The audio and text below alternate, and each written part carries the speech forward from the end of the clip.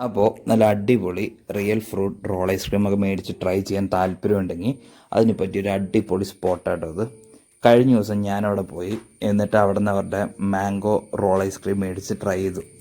എനിക്കത് ഭയങ്കരമായിട്ട് ഇഷ്ടമായിട്ട്, അതിന് മാത്രം അടിപൊളിയായിരുന്നു. ഡെഫിനറ്റ്ലി ഒരു ദിവസം അവിടെ പോയി ട്രൈ ചെയ്യ്, നിങ്ങൾക്ക് ഇഷ്ടപ്പെടും. അതിന് മാത്രം അടിപൊളിയാണ്.